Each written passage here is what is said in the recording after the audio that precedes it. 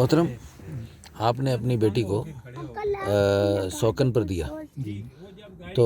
آپ کو پتہ نہیں ہے کہ سوکن بن کے رہنا ذرا مشکل ہوتا ہے، تو آپ نے کس جذبے کے تحت اپنی پیاری بیٹی لخت جگر کو سوکن پر دیا؟ بیٹے نصیر کی بہن کو بھی ہاں جی، میں تو فیصل آباد میں تھا، ہاں جی، تو وہاں اپنی ہمشیرہ کے کسی اور کا بیٹا تھا، اس کی وجہ سے مجھے وہاں جانا پڑا، ان کو یہاں شفٹ کیا ہے۔ جی جی تو جی، مجھے بیٹی نے فون کیا کہ ابو آپ کے علاقے میں ایسے ہمارے کوئی تعلقدار والے بندے جو ہمشیرہ، ان کی ہمشیرہ آسیہ کا نام ہے وہ ہیں، تو ان کے تصاویر مولانا صاحب تعلیم ان کے حوالے سے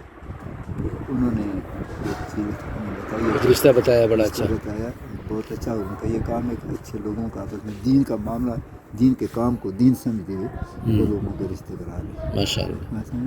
تو اس لحاظ سے کہ آپ دینی اور مطمئن ہوئے؟ جی میں مطمئن، اگر میں نے کہا تو بیٹا ایک دفعہ ان سے ملاقات میری ہونا ضروری، کہتے نہیں ابھی وہ تو میں کہہ رہا ہوں کہ آپ ایک دفعہ آئیں، ابھی کسی قسم کا کوئی ان سے ہم اور بات نہیں کر سکتے، آپ آئیں خود، آپ کو ان سے ملاقات کریں، آئیں گے تو ملیں گے آپ سے، انشاءاللہ، تو اس کے بعد پھر مطلب آپ ڈیسیجن جو کریں۔ تو اس کو میں نے اس کی اپنی مرضی پوچھی، بیٹا آپ کی، اور میں نے یہ بھی پوچھا کہ بیٹا آپ کا جو بچی آسیہ بتا رہی اس کے بھائی ہیں، ان کے ساتھ کوئی روابط، کوئی تعلق، کوئی سلام دعا ہوتا ہے؟ آج کل یہ نیٹ ہے، جی نیٹ جی، پہ، تو انہوں نے بھی اس چیز کی تصویر ابھی تک میں نے ایک دفعہ ویسے تصویر پتنی آسیہ نے سب فیملی کی بھیجی ہے، تو اس میں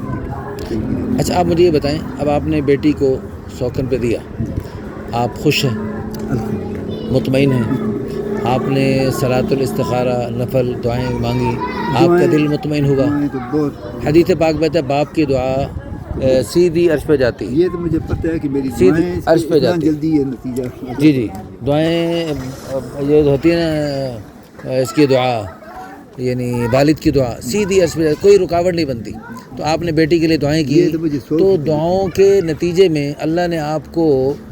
یعنی بیٹی کو سوکن والا رشتہ عطا فرمایا۔ ہے۔ اللہ اللہ اللہ